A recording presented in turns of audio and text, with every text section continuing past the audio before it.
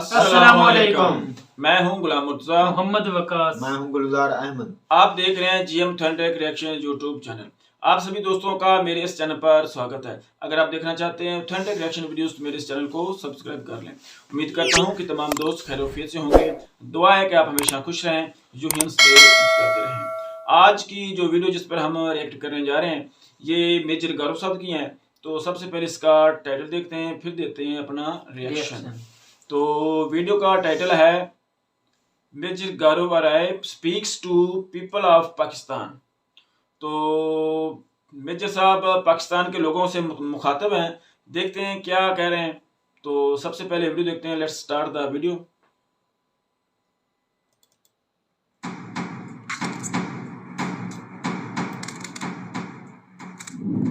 नमस्कार दोस्तों, सलाम। आज मैं अपने पाकिस्तानी दोस्त, पाकिस्तानी भाई बहन से मुखातिब हूँ और आज मैं आपसे बात करना चाहता हूँ। बड़े दिन हो गए हमने आपस में बात नहीं करी। बस यही गाली गुफ्तारी का सिलसिला चलता रहता है। कुछ आप हमें देते हैं, कुछ हम आपको देते हैं। लेकिन मुझे लगता है कि कहीं ना कहीं ज़रूरत है कि हम आपसे बात करें और आपको कुछ बताएं। और जो भी हम आपको बताएंगे वो हम पुख्ता तौर पे इन्वेस्टिगेट करने के बाद, उसकी जांच करने के बाद फिर हम आपको बता रहे हैं। कुछ दिन पहले मैंने एक ट्वीट करा था जिसमें मैंने लेफ्टिनेंट जनरल आसिम बाजवा की प्रॉपर्टीज की एक फेहरिस्त ट्विटर पे डाली थी कि ये उनकी प्रॉपर्टी है और खुद उनमें जनरल साहब ने साइन करा था, क्योंकि एक सेल्फ डिक्लेरेशन था ये। तो जनरल साहब ने साइन करा कि साहब ये मेरी प्रॉपर्टी है। तो फिर वो पूरी प्रॉपर्टी की लिस्ट मैंने वहां पे डाली जिसमें दिखाया कि उनकी करीब 10-15 प्रॉपर्टीज हैं और बड़ी बड़ी प्रॉपर्टीज हैं। सारी की सारी प्रॉपर्टीज जो थी उनकी, यानी कि जायदाद जितनी भी थी जनरल साहब की, वो उसके पैसे कम लगाए गए थे। तो आप में से कई लोग हैं ट्विटर पे आए और वही बुरा भला कहना कि गलत है, प्रोपेगेंडा है और इंडिया वाले हमारी फौज के खिलाफ हैं और ये सब वैसा वगैरह। ठीक है, आपको भरोसा नहीं करना, विश्वास नहीं करना, आपकी मर्जी है। ये हम तो आपको फोर्स नहीं कर सकते, इसमें हम आपके ऊपर दबाव नहीं डाल सकते कि आप हमारी बात माने। लेकिन हम आपको कुछ और बातें बोलना चाहते हैं आज। यही आपके प्यारे general, lieutenant general Asim Bajwa साहब के बारे में आपको पता ही होगा कि ये कमर जावेद बाजवा साहब जो आपके चीफ ऑफ आर्मी स्टाफ हैं उनके रिश्तेदार हैं। ये पहली चीज, ये सीपैक अथॉरिटी के, यानी चाइना पाकिस्तान इकोनॉमिक अथॉरिटी के ये चेयरमैन भी हैं और ये एडवाइजर तो प्राइम मिनिस्टर भी हैं मीडिया अफेयर्स के। तो ये तो उनका प्रोफाइल है। तो सब बैजको करके कंपनी है, BAJCO, बाज से बाजवा से BAJ और CO कंपनी, बाजवा कंपनी, बैजको करके कंपनी है। मिडिल ईस्ट में ये करती है रियल एस्टेट का बिजनेस। ये धंधा इसका रियल एस्टेट का मिडिल ईस्ट में चलता है। लेकिन अमेरिका में एक शहर है नाइल, ओहायो स्टेट का शहर है। ये बड़ा प्यारा सा शहर है। वहां पे बैजको क्या काम करती है, 125 इनके रेस्टोरेंट्स हैं पापा जॉन के। 125 रेस्टोरेंट्स। और उसके अलावा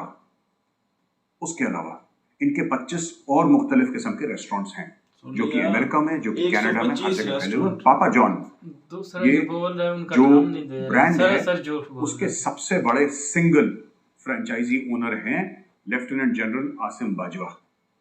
देखिए साहब, आपका जनरल आप जाने, ठीक है सर, आपका जनरल आप जाने। मैं आपको ये बातें क्यों बता रहा हूं? मैं आपको इसलिए बता रहा हूं क्योंकि अगर कोई कराची में कोई आदमी जो है बुजुर्ग, वो गुहार लगाता है, वो परेशान होता है कि साहब हमारे यहाँ पानी नहीं होता, हमें टैंकर माफिया से पानी खरीदना पड़ता है। या कोई बुजुर्ग खवातीन हैं जो ये कहती हैं कि लोड शेडिंग बहुत ज्यादा है कराची में, ये परेशानी है। तो इसमें सिर्फ जो आपका निजाम है, सिर्फ निजाम की गलती नहीं है। आप सिर्फ निजाम को गुनहगार ना समझे। सिर्फ ये बात नहीं कि जो कराची में 5 कोर है, 5 कोर का जो कमांडर है उसने पैसा खा लिया टैंकर माफिया से, इसलिए आपका पानी नहीं आता और बिजली नहीं आती। नहीं, बात सिर्फ ये नहीं। बात ये है कि इसमें कुछ आप लोगों की भी गलती है। और ये जो आपकी गलती है, ये जो जिसको हिंदी में हम लोग पाप कहते हैं ना, सिन, गुनाह, ये आपके गुनाह हैं जिसका आप खामियाजा भुगत रहे हैं। कैसे गुनाह है? सब गुनाह इस तरीके से हैं कि आपके अंदर जो हिंदुओं के खिलाफ जो नफरत है दिल में, इंडिया के खिलाफ जो नफरत है, हिंदू आ जाएगा, खा जाएगा, इंडिया आ जाएगी, अटैक कर देगी, उसी का फायदा आपके जनरल उठाते हैं। कैसे? बिल्कुल सही बात। झूठ सब बोल रहे हैं, इंडिया इनका कोई अटैक कर डर नहीं देगी, है। 370-35 से कश्मीर से हट गया है, अब हमें जिहाद लड़ना पड़ेगा। किसने बात बोली थी? जनरल कमर जावेद बाजवा ने। नतीजा क्या हुआ? इमरान खान ने कमर जावेद बाजवा साहब को 3 साल का एक्सटेंशन दे दिया। बेवकूफ कौन बना? आप बने ना। अब कहां है कमर जावेद बाजवा साहब? वो तो कह रहे थे 1 साल से कि इंडिया अटैक कर देगा, इंडिया खा जाएगा हमें, इंडिया निगल लेगा पाकिस्तान को, कौम एक बड़े नाजुक दौर से गुजर रही है। अब आप एक बात बताएं साहब, कौन से नाजुक दौर से गुजरे आप? आपके अगर यहां बिजली नहीं आती और पानी नहीं आता, इसके लिए कौन जिम्मेदार है? नरेंद्र मोदी जिम्मेदार है, अजीत डोभाल इसके जिम्मेदार हैं, मैं इसका जिम्मेदार हूं, कोई और जिम्मेदार है? कौन? पर आपके अंदर इतने सालों से 3 पुश्त हो गए आपके, ठीक है, 1947 की बात से कर रहा हूं मैं, 72 साल हो गए, 3 पुश्तें पाकिस्तानियों की चली गई, चौथी पैदा हो गई है। सबके अंदर इतनी नफरत भर दी है और उस नफरत का फायदा आपके जनरल्स उठा रहे हैं। भरिए नफरत। मेरे घर में पानी भी आ रहा है और मेरे घर में बिजली भी आ रही है, और हिंदुस्तान के ज्यादातर घरों में पानी और बिजली आ रही है, ठीक है, आती है जाती है, आती जाती है। लेकिन कोई टैंकर माफिया ना लोगों को लूट नहीं रहा। ये 10-10 घंटे की लोड शेडिंग। ये कराची तो कराची इज द पाकिस्तान की फाइनेंशियल दिखा कैपिटल रहे ऑफ हैं, इंडिया के पाकिस्तान। दिखा देते हैं जहाँ इतनी बॉम्बे भूख इज द है, फाइनेंशियल कैपिटल लोगों ऑफ के इंडिया, पास जिसको मुंबई कपड़े कहते हैं। पहनने के नहीं, मुंबई वालों कपड़े से पैसे पूछिए, हैं। लोड शेडिंग, मुंबई वालों ने सुना ही नहीं होगा ये वर्ड।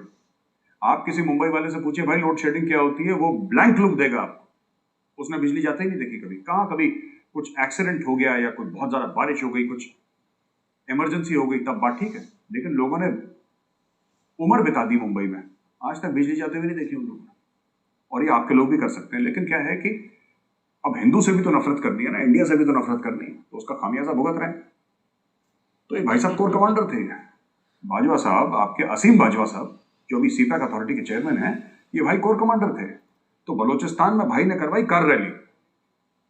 कार रैली करवाने के बाद इन्होंने क्या करा कि वहां पे गाड़ियां आई, तो आई भाई गाड़ियां अंदर, 2 गाड़ियां वापस नहीं गई। उनमें से जो इंपोर्टेड कार थी, बलूचिस्तान में किसने कार रैली करवाई? ये कोर कमांडर थे। इन्होंने बोल दिया कि चलो कार रैली होगी। अब किसने आइडिया दिया? बाद में पता लगा कि साहब ये आइडिया आया कहां से। इंपोर्टेड कार्स आई, वहां पे रेस वेस हुई, और जो कार आई उसमें से 2 नई गाड़ियां, रैली में उन्होंने भाग नहीं लिया, हिस्सा नहीं लिया। आज की तारीख में वो जो गाड़ियां हैं इंपोर्टेड कार्स, वो असीम बाजवा साहब की, जनरल असीम बाजवा साहब के गैराज में पड़ी हुई है गाड़ियां। तो इस तरीके से इंपोर्ट एक्सपोर्ट। अच्छा, उसमें जो टैक्स का लॉस हुआ, किसका हुआ? आपका। अच्छा, एक और बात मैं बता दूं, आर्मी चीफ इंडिया के, मैं बार बार ये बात नहीं कहना चाहता, लेकिन आप लोगों को पता होना चाहिए, क्योंकि आप लोग लिखने पढ़ने का जो कल्चर है पाकिस्तान में लगभग खत्म हो चला है। इंडिया के आर्मी चीफ ना 3 बेडरूम के फ्लैट में रहते हैं, सुजुकी गाड़ियां चलाते हैं। अगर कोई चंडीगढ़ में रह रहा है, कोई लेफ्टिनेंट जनरल या आर्मी चीफ, तो ठीक है, क्योंकि चंडीगढ़ में दिल्ली के मुकाबले जमीन थोड़ी सस्ती है, तो उसने अपने लिए छोटा सा बंगला बना लिया। कौन सा ऐसा इंडिया का आर्मी चीफ है जिसकी 125 रेस्टोरेंट्स हैं, 150 रेस्टोरेंट्स हैं? कौन सा ऐसा इंडिया का आर्मी का जनरल है रिटायर्ड, जो कि मिडिल ईस्ट में जाके अपने धंधे कर रहा है, बिजनेस कर रहा है? कौन सा इंडियन आर्मी का जनरल है जिसका बंगला है, जिसके हजारों एकड़ जमीन है बाहर? बताइए ना, कौन सा इंडियन आर्मी का जनरल है जो बाहर जाके सेटल हो गया? आर्मी चीफ की बात कर रहा हूं, कौन है जो बाहर जाके सेटल हो गया? ठीक है, अगर किसी का बच्चा है, किसी आईटी कंपनी में प्रेसिडेंट है, जनरल मैनेजर है, जाते हैं छुट्टियों में अपने बच्चों से मिलकर वापस इंडिया आ जाते हैं। ये आप ही की फौज ने ठेका ले रखा है, पाकिस्तानी फौज ने। आपको तो बना दिया बेवकूफ, ईमान तकवा जिहाद फी सबिलिल्लाह। आप लोग भी चढ़ गए घोड़े पे, हाथ में तलवार लिया, आपने भी बोला कि हम काफिरों को मारेंगे, काफिरों को काटेंगे, हम सब काट डालेंगे। अरे तुम्हारी जेब कट गई, काफिर कटे ना कटे, तुम्हारी जेब जरूर कट गई। And I think you deserve your army. वो जो आर्मी है ना, आप लोग डिजर्व भी करते हैं, आपको पाकिस्तानी फौजी, आई थिंक आप लोग डिजर्व करते हैं। जो एक बहुत मशहूर कहावत है कि कौम जैसी होती है उसके ऊपर हुक्मरान वैसी मसलत कर दिए जाते हैं, तो ये आपके ऊपर बिल्कुल ठीक बैठते हैं। I think you deserve such an army. Modi साहब है इनके ऊपर। और इन लोगों ने क्या करा सर कि सी पैक में इनको डाला। क्यों डाला सी पैक में? खानदानी पहले से पैसा है इनके पास असीम बाजवा के साथ। अब ये पहले करोड़पति थे, ये आर्मी के जनरल बनने के बाद अरबपति बन गए। अब इनको डाल दिया सी पैक में। मैंने जैसा बताया कमर जावेद बाजवा साहब के रिश्तेदार हैं ये, राइट। पर सिर्फ रिश्तेदार नहीं है, ये उस जनरल्स की फेरिस्त में इनका नाम था, उस सूची में इनका नाम था जो पॉसिबली अपसेट हो सकते थे कमर जावेद बाजवा साहब के आर्मी चीफ बनने के चलते। तो इनको खुश करने के लिए, तो बाजवा खुश करने के लिए उनको बोला कि आप सीपैक अथॉरिटी में जाएं, चेयरमैन बन जाएं। यानी कि कौन सा कॉन्ट्रैक्ट किसको देना है, मैं पाकिस्तानी आप लोगों को चैलेंज करता हूं। मेरा ओपन चैलेंज है, आप जानते हैं डिफेंसिव ऑफेंस का वीडियो है, मैं आपको ओपनली चैलेंज करता हूं।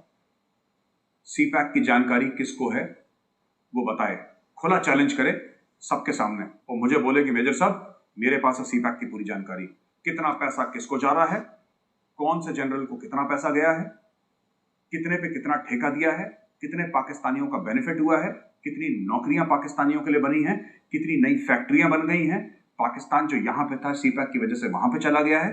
कोई हो जो एक बार बताए मुझे, मैं चैलेंज करता हूं, खुली चुनौती है आप लोगों को, खुली चुनौती है आप लोगों को। आप आए सामने बताएं साहब, फिर आप देखें कि आप लोग 4 सड़कें चीन ने बना ली, आप लोग खुश हो गए। क्या साहब क्या मोटरवे है, बिल्कुल मुलायम सा मोटरवे चल रहा है।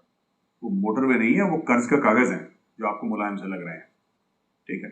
पूछिए जरा अपने जनरलों से, आसिम बाजवा साहब से पूछिए, साहब हमारे मुल्क का जब बच्चा पैदा होता है, एक पाकिस्तानी बच्चा पैदा होता है, 2.5 से लेकर 3 लाख रुपए का कर्जदार होता है। वो जिस दिन वो पैदा होता है, एक एवरेज निकाल रहा हूं मैं पॉपुलेशन से डिवाइड करके, तकरीबन 19-20 करोड़ की आपकी पॉपुलेशन है। आप 19-20 करोड़ की पॉपुलेशन को जो टोटल आपने चीन से लोन लिया है, आपने हर जगह से लोन लिया, IMF से लोन लिया है, अब जरा पूछिए ना ऐसा क्यों है कि जिस पाकिस्तानी के घर में बच्चा पैदा होता है, पैदा होते ही वो 2.5 से लेकर 3 लाख रुपए का कर्जदार है। ऐसा कैसे हुआ? इसलिए हुआ क्योंकि आपको हमसे नफरत है और नफरतें पालें। इंडियन आर्मी को आपका बुरा करने की कोई जरूरत नहीं है। जो आपको स्टोरी सुनाई गई ना, लंबी लंबी अलिफ लैला की कहानियां कि हिंदू खा जाएगा, ये सब हिंदू ना कब खाया आपको? कब खाया आपको? खा भी नहीं खाएगा सकता भाई जी। आपका मुल्क आपको मुबारक।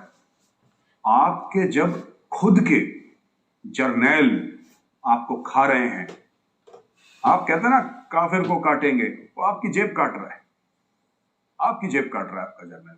आपको पता होना चाहिए वो क्या कर रहा है। पूछिए बाजवा साहब से, इंपोर्ट एक्सपोर्ट में क्या स्कैम करा था उन्होंने। आसिम बाजवा साहब की बात कर रहा हूँ, पूछिए ना बाजवा साहब से, साहब वो गाड़ियां कहां से आई थी, ये 125 पापा जॉन के रेस्टोरेंट है, ये कहां से आए?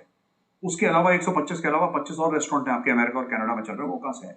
आपका क्या काम है? आपको तो ये बोला था कि सरहदों की निगरानी आपको करनी है, आपको तो ये बोला था कि आप खाकी वर्दी पहने, मुल्क की वर्दी, पूरे मुल्क का, पूरे पाकिस्तान के आशीर्वाद से आपको वर्दी मिली है, आप सरहद की हिफाजत करें, पाकिस्तान का दिफा करें, यही उनका काम था। और एक दिन जब सब कुछ खत्म हो जाए, सब कुछ खत्म हो जाए, आपका करियर आई मीन आप रिटायर हो जाए, तो चुपचाप बैठे हैं आप और मुल्क को आप सही रास्ते पे ले जाएं। इनका बेटा जूनियर बाजवा वो क्या कहता है कि जरदारी को छोड़ो, leave it to the army. Nawaz Sharif के लिए क्या कहता है, ट्वीट देखिए इनके।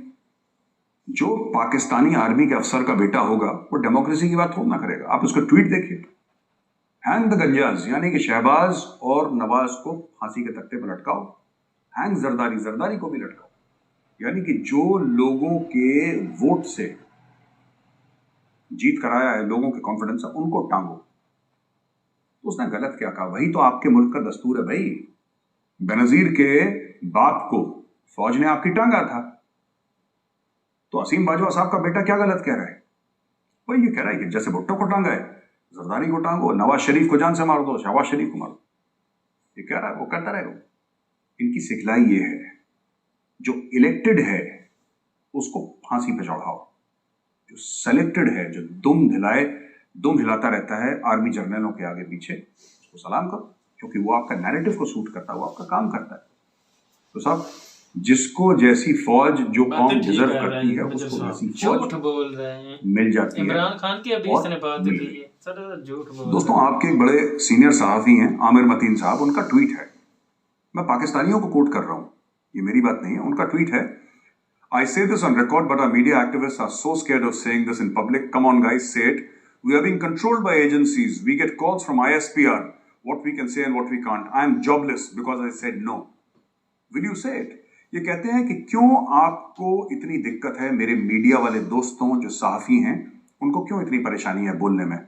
ये साफ साफ लफ्जों में क्यों नहीं कहते कि ISPR, inter services public relations, जो कि इदारा है पाकिस्तानी आर्मी का, वो हमें कंट्रोल करता है, वो हमें बताता है कि आपको क्या कहना है क्या नहीं कहना है। वो कहता है कि साहब आप ये करेंगे वो नहीं करेंगे, और अगर जो नहीं बात मानता फिर उसके साथ बुरा सलूक होता है, यानी कि किसी को गायब कर दिया जाता है, किसी को जान से मार दिया जाता है। आप लोग कहते हैं, मैं आपसे पूछता हूं पाकिस्तानियों से, आप लोगों को ये कहने में तो बहुत अच्छा लगता है कि साहब कश्मीरियों की आवाज इंडिया ने बंद कर दी, लॉकडाउन कर दिया। आप 9 बजे इंडिया का कोई भी चैनल खोल के देखें, मेरा ताल्लुक रिपब्लिक मीडिया नेटवर्क से है, आप 9 बजे कभी भी देखें, हफ्ते में 2 या 3 दिन डिबेट होगी, जहां पे जो कश्मीरी पैनलिस्ट हैं वो खुल के अपनी बात कर रहे हैं। उनको इंडियन आर्मी के खिलाफ बात करनी है, वो बात कर रहे हैं। उनको किसी के भी खिलाफ बात करनी है, नरेंद्र मोदी के खिलाफ बात करनी है, अमित शाह के खिलाफ बात करनी है, खुल के कहते हैं, वो डंके की चोट पे कहते हैं। क्यों कहते हैं? इसलिए नहीं कि वो बहादुर हैं, इसलिए क्योंकि कॉन्स्टिट्यूशन ऑफ इंडिया उनको इजाजत देता, उनको कोई हाथ नहीं लगा सकता।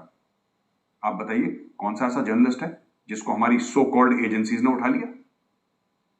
जर्नलिस्ट कश्मीर में वही मरता है जो टेररिस्ट के खिलाफ बोलता है, जो आतंकवादी है, दहशतगर्द है, उनके खिलाफ बोलता है। तो आपको भी एक बात समझ लेनी चाहिए, आपका जो मुल्क है उसको बहुत जरूरी है अपना किबला दुरुस्त करने का, क्योंकि जहां पे मीडिया फ्री नहीं है, मैं ये नहीं कह रहा इंडिया का मीडिया परफेक्ट है, इंडिया के मीडिया में 100 बुराइयां हैं, लेकिन ये बात सच है, मीडिया इज लार्जली फ्री। किसी जर्नल की हिम्मत नहीं है कि फोन करके किसी को बोल दे कि कल तुम ये खबर दोगे, ये खबर नहीं दोगे। आपका DGISPR क्या करता है? Total media management. आपका DGISPR खुलेआम जर्नलिस्ट को धमकी देता है। और जब साना बूचा जो सहाफी हैं, जर्नलिस्ट हैं, जब उन्होंने सवाल पूछा फौज से, तो आसिफ गफूर साहब, आपके पुराने जो DGISPR थे, उन्होंने क्या बोला कि अगर तुम्हारी पेमेंट रह गई हो मैं तुम्हारी पेमेंट दिलवा देता हूं। ये खुल के एक लेडी को बोल रहे हैं, लेडी जर्नलिस्ट को बोल रहे हैं, यानी कि पाकिस्तानी मीडिया सोल्ड मीडिया। इनका यह कहने का मतलब है कि साना बूचा, तुमने कहानी लिखने के लिए हमसे पैसा लिया है, यानी पाकिस्तानी आर्मी से पैसा लिया है, तुम्हारी जो कलम है वो बिकाऊ है। और यही चीज आमिर मतीन साहब बोल रहे हैं कि जो मना कर दे बिकने के लिए, he is jobless. Aamir Mateen साहब के मैंने कई इंटरव्यूज देखे हैं, आज की तारीख में कह रहे हैं मैं सड़क पे आ चुका हूं, मैं जॉबलेस हूं। क्यों? क्योंकि मैंने इनके सामने सर नहीं झुकाया। तो मैं अपने पाकिस्तानी दोस्तों से यह बोलना चाहता हूं कि साहब आपका बुरा हाल पता है क्यों है?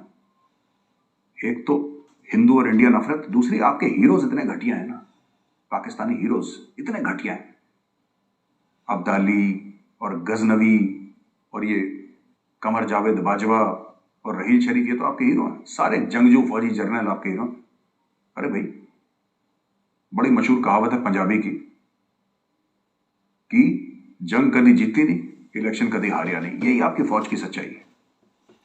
कहां हैं वो लोग जो फैज अहमद फैज की शायरी पढ़ते थे? कहां हैं वो लोग जो हबीब जालिब की कस्में खाते थे? फैज अहमद फैज ने कहा था कि बोल के लब आजाद हैं तेरे, बोल ज़बां अब तक तेरी है। आपकी जुबान को क्या हो गया? क्यों चुप बैठे हैं आप लोग? मैं आपसे पूछ रहा हूं जी, आपसे, आप जो शायद अपने मोबाइल फोन पे वीडियो देख रहे हैं, मुझे बोलते सुन रहे हैं, आपकी जबान कहां गई है? अब्दुल सत्तार यदी कहां गए उनका नाम लेने वाले? पाकिस्तान के इतने बड़े हीरोज हैं आपके, nuclear physicist doctor Abdul Salam, कहां गए उनका नाम लेने वाले? नहीं, आपको ऐसे लोग पसंद ही नहीं है। आपको पसंद है परवेज मुशर्रफ, जो ये कह दे कि मैं हिंदुस्तान के ऊपर मैंने घोड़े दौड़ा दिए, फिर डंडे खा के वापस भाग गया, अब बाहर लंदन में बैठा है, वो बता लगे, दुबई में घर है, लंदन में प्रॉपर्टी है, अरबों डॉलर का मालिक है वो। ये ऐसे आपके हीरोज हैं और आप डिजर्व करते हैं ऐसे हीरोज। ये सही है बिल्कुल आपके, आपने बिल्कुल ठीक चुना, क्योंकि इन लोगों को पता है कि जो कौम कॉन्फिडेंट नहीं होती, जिस कौम को पता है कि हमारा मुल्क जो एक नजरियाती तौर पे खोखला है, तो उस कौम के साथ यही होता है। और पाकिस्तान नजरियाती तौर पे खोखला है, इसीलिए कोई भी जर्नैल, कोई भी ऐरा गैरा नत्थु खैरा आपके आपका फायदा उठा लेता है और आप लोग कुछ नहीं कर पाते। आप इसलिए कुछ नहीं कर पाते, करें क्या? इंडिया खा जाएगा, हिंदू हमारे ऊपर काबिज हो जाएगा, जर्नैल आएंगे बचाने के लिए। ये जर्नैल ने बचाया नहीं, इन जर्नैलों ने आपको दिया है कराची शहर में लंबे लंबे लाइनें पानी के लिए। इन्होंने दी है 10-10, 12-12, 18-16 घंटे की लोड शेडिंग। पाकिस्तान का पासपोर्ट अब एक गाली बन के रह गया है इमिग्रेशन काउंटर्स पे। ये आपके जर्नैलों की देन है।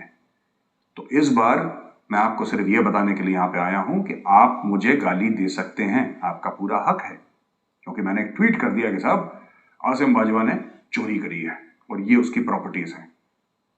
उसने 10-15 प्रॉपर्टी की लिस्ट दी, मैंने 150 प्रॉपर्टीज की और लिस्ट दे दी। जाइए इंटरनेट पे चेक करिए कि आपके जनरल क्या कर रहे हैं, आपका कमर जावेद बाजवा आर्मी चीफ क्या चल रहा है। और देखिए, जिस मुल्क में मीडिया फ्री नहीं है ना, अगर आपके यहां मीडिया गुलाम है तो समझ लीजिए आप भी गुलाम है। क्योंकि मीडिया अच्छा हो बुरा हो, इंडिया का भी मीडिया कोई ऐसा नहीं है जिसको आप बोलें कि साहब इंडिया का मीडिया कोई बहुत बड़े तीर मार रहा है। लेकिन यह बात सच है, कोई जर्नल यहां पे रात को 2 बजे ना दरवाजे नहीं खटखटाता फौजियों से कि जरा उसको सेट करना, बहुत आजकल बोल रहा है। आपके मुल्क में यही चलन है, तो आपको आपका मुल्क मुबारक। आखिरी में मैं अपने पाकिस्तानी दोस्तों को बताता चलूं कि आसिम बाजवा साहब लेफ्टिनेंट जनरल रिटायर्ड ने 10-15 दिन पहले 3 करोड़ रुपए की एसयूवी खरीदी है। 3 करोड़ रुपए की एक आर्मी के जनरल ने 3 करोड़ की एसयूवी खरीदी है। तो जब वो एसयूवी आप सड़क पे देखें ना, दौड़ते हुए अंदर बाजवा साहब बैठे हैं, तो जब आप बाजवा साहब को सलाम पेश करेंगे तो मन में एक सुकून जरूर होगा कि आपके बच्चे ने जो 1 रोटी कम खाई है ना, उसका पैसा भी उस एसयूवी में गया है। ध्यान रखिएगा जो मैं बात आपसे कह रहा हूं। और बाकी नफरत करने के लिए भाई हिंदू है ही, इंडिया है ही, खूब नफरतें करिए और खूब देखिए 3 करोड़ की एसयूवी कैसे सी पैक की सड़कों पे सरपट दौड़ती है। जय हिंद।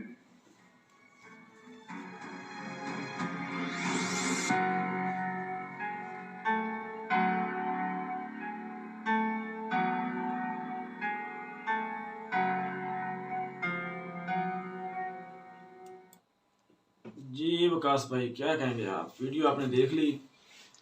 मैं तो इन पे यही कहूँगा, उनकी बातें को मान लेता हूँ कोई सच हो, ठीक है। जो कराची के मामला तो बता रहा था, वो पानी के मसले वो मान लेता हूँ भाई। इस तरह के इंडिया में भी मैं दिखा सकता हूँ, लोगों के पास कपड़े पहनने के लिए नहीं है, ठीक है भाई। तुम इंडिया को छोड़ो, तुम ये बातें करो जो उन्होंने हमारे अफवाज के मुतल्लक बातें की हैं कि वो कितने उनकी वो जायदादें हैं, वो कहाँ से आ गई थी। ये जलते क्यों है? उनके पास है तो इनको मसला क्या है भाई? क्यों इतनी किधर से आ गई? किधर से? आवाम जो है वो भूख से तड़प रही है। और हमारे जो वो बता रहे थे कि 150 से ज्यादा उनके रेस्टोरेंट्स हैं। आज को उन्होंने अपनी कंपनी बना ली है। झूठ किधर है? वो नेट पर आपको सारा दिखा रहे हैं भाई, मैं प्रूफ बता रहे हैं भाई। प्रूफ क्या है? वो मेरी कल को बता देंगे विकास की इतनी है तो आप मान लेंगे भाई। उनके सिग्नेचर के साथ उन्होंने सारा कुछ बताया है। वो जो उनकी प्रॉपर्टी की लिस्ट है ना, वहां पर बाजवा साहब के साइन हुए हैं, वे प्रूफ बता रहे हैं वो सारा कुछ। एक मेजर हो वो मेरी इतनी जायदाद होगी, कोई ना गुलजार भाई, इनकी पता क्या मसला इनका क्या है? इस भाई साहब का मसला ये है भाई, पाकिस्तान आर्मी के खिलाफ इसने बोला है। भाई आपको क्या मसला? हमको नहीं मसला है, आपको क्यों मसला हो रहा है? भाई वो हमें मुखातिब इसलिए है कि आप जागें यार, हम जाग रहे हैं ना। और आपके जो फौज है उन्होंने आपके दिल में ये खौफ डाला हुआ है, कोई खौफ नहीं डाला। पे हमला करेगा, हम उसकी आपकी इंडिया की इतनी पहुंच ही नहीं है, वो हम के ऊपर हमला करेगा। वो बेचारे अपने आप को संभाले। जितना मेरा नॉलेज है, मैं जानता हूँ कि हमारे बजट का 70% जो है वो फौज की तरफ। ये तो मानते हैं ना यार, हम सुकून से जिंदगी भी तो बसर कर रहे हैं। आपको कोई प्रॉब्लम है? चैन से सोते हैं ना। विकास भाई, वही का क्या करना जब खाने को कुछ चीज मिले? 70% मुल्क पर किया जाए, यूनिवर्सिटी बनाई जाए, रोड बनाए जाए। जो हमारा बजट है वो फौज के खाते में जाता है। उसको ये काम कर सकते हैं। हमारे जो मौजूदा हुक्मरान साहब हैं, खान साहब हैं, वो यही नैरेटिव लेकर आए थे कि हम अपने अखराजात कम करेंगे, हम अपने जो मैं ये वज़ीर-ए-आज़म हाउस गिरा दूंगा, मैं ये सदर हाउस गिरा दूंगा, उसी में बैठा है। अपनी वो पेमेंट जो तनख्वाह है वो बढ़ा रहा है, साथ फौज की जो तनख्वाह है वो भी बढ़ रही है। मैं तो हैरान रह गया हूँ भाई, इस तरह के कोई मामला तो नहीं। एक मामूली सा फौज का वो अफसर है और उसकी इतनी जायदादें कहाँ से आ गई, मैं तो हैरान रह गया हूँ। सरासर झूठ बोल रहे कैसे हैं। यार, इनको झूठ प्रॉब्लम पता क्या आर्मी से, इनकी जो हमारी आर्मी ने इनकी पिटाई करती है, ठीक है ना, इनको तब प्रॉब्लम है, तब इनको मसला है भाई ना पाकिस्तान को अवाम को ना आर्मी के खिलाफ करो, और तो हमसे कुछ हो नहीं रहा, चलो ये करके देखें शायद हमारी जो है ना दाल गल जाए, लेकिन इस तरह नहीं होगा। बिल्कुल बात ठीक कर रहे हैं। हमारी जितनी हुकूमतें आती हैं वो फौज लाती है और फौज गिराती है। अक्सर तो मार्शल लॉ लग रहा है और जो भी हुकूमत आती है वो फौज के रहमो करम पर होती है, उनके आर्डर चलाती है। इंशाल्लाह ये इंडिया में एक बार नहीं माशाल्लाह लगा, वो बात आपकी बिल्कुल एक बार माशाल्लाह लग जाए मुल्क का, जिस मुल्क में एक बार भी मार्शल लॉ नहीं लगा वो डेमोक्रेसी की इतनी बेहतरीन मिसाल है। होना आप देखे ना, नवाज शरीफ हुकूमत में रहा है, उसने इतना कुछ बना के बाहर भाग गया, ठीक है। इस तरह के तो हुक्मरान थे, क्या करें। अब जो है ना इंशाल्लाह ये अच्छा इंसान है इमरान खान, इससे बहुत ज्यादा उम्मीदें अभी तक तो कुछ नहीं किया इंशाल्लाह, ये आखिरी उम्मीद यही है, ठीक है ना। लोग इतनी हालात खराब हुए ना, अभी भी यकीन कर, आप कहते हैं ना कि इतनी जायदादें उसने नहीं बनाई। किसने?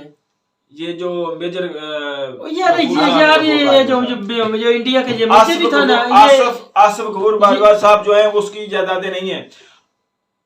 1971 की जंग हुई थी, उसमें जो नियाजी साहब थे वो वहां पर सिलेंडर कर आ गए और यहाँ पर उन्होंने हमारे इलाका में कितनी जो जमीन थी, जो बेचारे जिम्मेदार वो उनके वो काश्त करते थे, उन्होंने उसको कब्जा तो लिया। भाई मैं हमारे नजदीक है वो कब्जा लिया, कब्जा करके वो बैठ गए। भाई काम तो उनका काम क्या था, जंग लड़ने। भाई आपने सिलेंडर क्यों किया? सिलेंडर करके आके यहाँ पर उन्होंने सारी जमीन जो वो ये तो हमारे पास मिसाल है। यार भाई मेरी बात सुने, वो ना मुशर्रफ के बात कर रहा था, मुशर्रफ दुम दबा के भाग गया। इस तरह की सही बात कर रहा है। इस तरह की कोई बात नहीं है। हम आज भी इंशाल्लाह उनकी इज्जत कदर करते हैं, ठीक है ना, वो हमारे हीरो हैं, कोई शक नहीं। जो मेरी बात सुने, वह इंडिया की न्यूज के अंदर मैं आपको पूरे प्रूफ के साथ, उन लोगों ने उनको सवाल किया भी हमने ऐसे कर दिया ऐसे कर दिया, उसने बोला बात किससे कर रहे हो, अपने जाके ऑफिसर से पूछो भी कारगिल की जो जंग थी ना, वो जो है ना उधर मैं खुद ऊपर यही तो मसला है ना, यही तो मसला है। हमें वो जंग में उलझाए रखते हैं कि जंग लग रही, जंग लग रही। इंडिया तो जो उनको जो काम करने वाली चीजें होती हैं, इकोनॉमी वाली होती हैं, इंफ्रास्ट्रक्चर वाली, वहां पर खर्चा वो जो खर्च नहीं करने देते, वो सारा कुछ जो है अपना फौज में वो अपना बजट जो वो इधर करवा लेते हैं। 70% बजट जो हमारी फौज इंशाल्लाह इंडिया वालों का जो प्रोपेगेंडा है काम करना, वो करते रहे, हमको कोई मसला नहीं है, ठीक है ना। हम अपनी आर्मी से मुतमईन है, ठीक है ना। वो जैसा करने इंशाल्लाह उनके ऊपर पूरा फतवा, वो तो इंशाल्लाह मुतमईन है, अल्लाह का शुक्र है। आर्मी अच्छी है, आर्मी अच्छी है भाई, हम तो उनको सलूट करना है। आर्मी में भी है ना, पाकिस्तानी आर्मी का भी कोई हर शोबे में होते हैं, वो अलग एक बात है, ठीक है। उनको सजा भी मिलती है, आपको पता, लटकाते हैं जो है हुकूमत का जो करता है, आर्मी का भी हिसाब किताब होना चाहिए। होता है ना, आपने शायद पीछे सुना है ये फौजी जो अदालत है उसके अंदर पता नहीं कितने जनरल जिनको उसमें कुछ भी नहीं होता। नहीं होता भाई, फौरन सजा होती है और उनको लटकाया जाता है। हमारे मुल्क में आज तक किसी बंदे को कोई सजा नहीं हुई। जो भी सजा हुई है वो किसी न किसी गरीब बंदे को हुई है, किसी फौज वाले को नहीं हुई, किसी सियासतदान को नहीं सजा हुई। सारे जो असल व सलूक अपना इस्तेमाल करते हैं और मुल्क से भाग जाते हैं, चाहे फौज हो चाहे सियासतदान हो। मुझे तो इस बात की समझ नहीं, मेरी बात सुनो, जरदारी नहीं, इमरान खान के दौर में जरदारी अंदर गया नहीं गया, उस जाने का क्या फायदा? नहीं, मेरी बात सुन ले, नवाज शरीफ गया है, उसका क्या फायदा? शहबाज शरीफ अंदर गया, मेरी बात तो सुन ले। मरियम नवाज गई है, हमजा शरीफ गया है, गया अंदर, मेरी बात सुने, पहले आपने कभी देखा है इस तरह का? गया और जिंदगी में आपने कभी देखा? जरदारी गया, पहले एक जरदारी गया, बेनजीर पे गई, इतने लोग बड़े बड़े सियासतदान तो नहीं ना अंदर गए, तो जरदारी वो नवाज शरीफ भाग के बैठे हुए वापस नहीं आ रहे, अंदर उनको जाना खौफ है, पता है और इमरान खान सच्चा आदमी, उसने नहीं लिहाज करना भाई। अंदर जाना और करप्शन साबित करने सऊदी अरेबिया में, के पैसा वसूल करने में भी फर्क है। पिछले दिनों में सऊदी अरेबिया के शहजादों की लिस्ट में नाम आ गया कि उन्होंने करप्शन की, इतना इतना मुल्क हड़प कर लिया। उन्होंने दस्तिस को उनको उठाया और उनके साथ जो उन्होंने हड़प किया था वो उन्होंने रिकवर किया और उनको छोड़ दिया। ये बात होती है, असल तो ये मसला है। पेड़ जब लगाया जाता है ना भाई मुर्तजा, जब बड़ा हो जाता है ना, मेरी बात तो सुने, उनकी जड़ें मजबूत हो जाती ना पेड़ की, जब वो नहीं हिलता, जड़ें आस्ता आस्ता इनकी कटेंगी तब जाके ये जो लोग है ना सीधे जिंदगी तो गुजर गई, हर शोबे के अंदर यही बातें सुनते जो भी महकमे है ना पाकिस्तान में, हर में इन लोगों के लोग लगाए हुए बैठे हैं। वो चाहे मैं नाम नहीं लेता, चाहे पुलिस है, पंजाब पुलिस, उसके अंदर जो भी इदारे हैं पाकिस्तान के, उनके अंदर इनके बड़े बड़े लोग बैठे, वो इनकी हमायत करते हैं, यानी कि नून लीग की होगी, पीपल पार्टी की, इन जो इसी तरह है ना, आप मुझे किसी को कोई काम दिला देते तो फिर मैं आपको कुछ ना कुछ लिहाज तो करूंगा ना, ये मसला है ना। मेरी बात सुने, जो भी मेजर साहब ने बातें की हैं, जितनी भी की हैं, उन्होंने हमारी पाकिस्तानी अवाम को मुखातब किया है सरासर आपके साथ क्या हो रहा है। जो उन्होंने बातें की हैं, मेरे ख्याल में 60 वो बोल रहा है इंडिया हम जो है ना खा जाएगा, इंडिया की इतनी पावर नहीं, औकात नहीं हमको खा जाए। 60-70% बातें जो थी वो मुझे पहले पता थी, जो हम सुनते हैं, जो हमें पता थी। मैं तो हैरान हो गया था कि मेजर साहब को इन बातों का कैसे पता है। मेजर साहब अपने लोगों की परवाह करें, लोगों के पास, इनकी आर्मी के पास खाने के लिए कुछ नहीं होता, ग्राउंड ठीक है ना। मैंने इनका खाना देखा हुआ है, मैं मेजर साहब को दिखा सकता हूँ, मैं उनको खाते हुए, उनको बताते हुए देखा है मैंने। ये तो बात है कि उनकी आर्मी के जितने घटिया दिन है ना, मैं आपको यकीन से करो, वो हम लोग तो है ना, हमारे आर्मी के अफसर जंग लगे तो अजय, मेरी बात मेरी बात तो सुन ले, हमारी माएं दुआएं देती हैं उनको, ठीक है ना। वो जब जाने लगती, उनकी भी माएं देती, मेरी बात तो सुन, वो कहती बेटा खाना खा के जाना, पता नहीं आगे से आपको मिलेगा कि नहीं मिलेगा, इस तरह की सोचती है। अल्हम्दुलिल्लाह हमारी आर्मी प्रोफेशनल है। ओ भाई, हमारी आर्मी में जो खाना बता रहे हैं, खाना नहीं मिलता, हमारी आर्मी में भी ऐसे ही मसला है। हमारी आर्मी में भी ऐसे लोग बैठे हुए हैं, उनकी बातों में कोई सदाकत नहीं नजर आ रही, वो झूठ बोल रहा था, ठीक है ना। पाकिस्तान की आवाम को जो है ना आर्मी के खिलाफ पाकिस्तान की करना चाहता, लेकिन इस तरह का कुछ नहीं, ऐसी बात नहीं उन्होंने की। उन्होंने कहा कि मैं आपको इसलिए मुखातब कर रहा हूँ कि ये वही है ना, आपकी फौज में है और आपको वो आपके यार इनको क्या आपके अंदर उन्होंने डर डाला हुआ है, वो इनको क्या इंडिया हम पे हमला कर देगा, आप मतलब कि हम आपकी मदद कर रहे हैं और मजे इनको भी पता है भी इंडिया कुछ भी नहीं कर सकता। इंडिया ने किया है पीछे 3 करोड़ की मार खाई है हमारे जो आर्मी के वो बड़े जनरल साहब हैं, 3 करोड़ की उनके पास गाड़ी है, उसका क्या फायदा? 3 करोड़ की गाड़ी लेने का कोई फायदा? सरासर झूठ बोल रहा है, ऐसी कोई बात नहीं। मैं इंशाल्लाह रिसर्च करता हूँ, अगर इस तरह के बात मेजर गफूर साहब की जो उन्होंने जायदाद बताई है, वो 150 से ज्यादा उनके होटल्स हैं, रेस्टोरेंट्स हैं, बाज को वो इंटरनेट पे भाई मुर्तजा मेरी बात सुने ना, एक सेल फोन बिल्कुल नवा लेते हैं, ठीक है ना, मेरी बात सुन ले पहले। नवा फोन ले लेते हैं, उनकी कुछ और प्राइस होती है, ठीक है ना। थोड़ा यूज ले लेते हैं, उनकी कुछ और प्राइस होती, ठीक है ना। वो बोल रहे हैं उनकी कीमतें उसने कम डाली हुई, यही बोल रहा है ना भी कीमतें उनकी ज्यादा और कम डाली हुई। इसको किस तरह पता भी उनकी कम डाली हुई है? शायद हो सकता है उसी रेट पे उसको मिली हो। आजकल नैब ने जो सिलसिला शुरू किया हुआ है कि अपनी जायदाद जो है वो आप उसको शेयर करेंगे नेट पर। हम लोगों को बताएंगे, आप कोई भी बंदा किसी की भी जो जायदाद है वो देख सकता है, सारा कुछ उन डिटेल होता है, उनके सिग्नेचर के साथ होता है।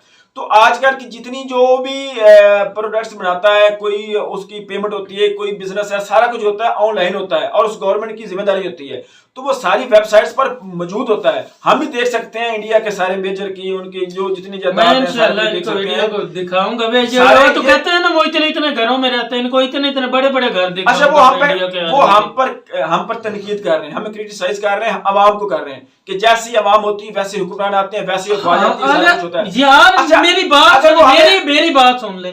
इंडिया के लोग यकीन नहीं करे, मैं इंशाल्लाह आपको पूरी वीडियो दे दूंगा, आप चला के देख लें। वो कहता है हम दुआ करते हैं इमरान खान जैसा लोग, वो कहते हैं इमरान खान से मोदी सीखे। भाई मैं वीडियो दे देता हूँ, इंडिया की दे देता हूँ। अच्छा मेरी बात सुनिए, अगर उन्होंने कोई किसी न किसी बात पर निशानदेही की है तो हमें चाहिए कि वो बात तो चेक करनी चाहिए, लीगल तरीके से नेट से रिसर्च करें। वो तो यार पाकिस्तानी अवाम को हमारी फौज कर रही है, और मेरी जितनी मेरी रिसर्च है, मैं 70% इन बातों से मैं सहमत हूँ। जो इनकी 1% भी 70% बजट तो हमारा फौज खा जाती है। ये झूठ और बकवास कर रहा था, इस तरह की कोई बात नहीं है। 70% बजट जो है वो जाता है यार आर्मी को, मैं मान लेता हूँ जाता है, लेकिन ये देख के ना शैतान है हमारे जो है ना बॉर्डरों पे। सबसे बाउंड्री तो हमारी जो लगती है इंडियन के साथ ही लगती है, ठीक है, नहीं वो दूसरी कम लगती है, ज्यादा इनके साथ लगती। शैतानी बार करते हैं और मुंह उनका जो मेरी बात सुनिए, मैंने तो पिछले दिनों, तुम यकीन नहीं करना, इन लोगों ने पंगा बॉर्डर पे लिया था, तो इसके जो इंडियन आर्मी के हैं, यकीन करो अपनी लाशें नहीं उठाने आ रहे थे जब जो है ना पाकिस्तानी आर्मी ने उन लोगों को मेरी तो बात सुनो, वो उठा नहीं रहे थे, इतने के बहादुर हैं, ठीक है। वो ना इस तरह का इनका जो है ना कोई सिस्टम है, सफेद झंडा इस तरह लहराना भी, हमारा सिलेंडर है, हम अपने आदमी उठाने, इस तरह उठा के लेके बातें हमको कर रहे हैं। यही तो बात वो समझा रहे हैं कि हम जो है दोनों ममालिक जो हैं, जो अफवाज है वो ये कह रही हैं कि हम जंग लड़ेंगे, हम आपकी हिफाजत करेंगे, वो उनकी आर्मी वाले भी बकवास करते हैं ना। असल जो मसला ये होना चाहिए कि हमें ये जो बॉर्डर वाला टेंशन है ये कम करनी चाहिए। टेंशन वाले बॉर्डर कम करके हमें अपनी इकोनॉमी बेहतर करनी चाहिए, अपने मुल्क के हालात बेहतर करने चाहिए, और हमें बजाय इसके कि हम हिंदू और मुस्लिम को अपना दुश्मन माने, हमें एक दूसरे का नेबर अच्छा दोस्त मानना चाहिए, हमें एक दूसरे से खौफ नहीं होना चाहिए। जब तक अच्छी दोस्ती के साथ जब तक दोनों ममालिक में दोस्ती नहीं होगी, जब तक कश्मीर नहीं आजाद होगा कभी दोस्ती नहीं हो सकती, ये पक्की यार ये तो हम भी चाहते हैं कश्मीर आजाद होगा इंशाल्लाह।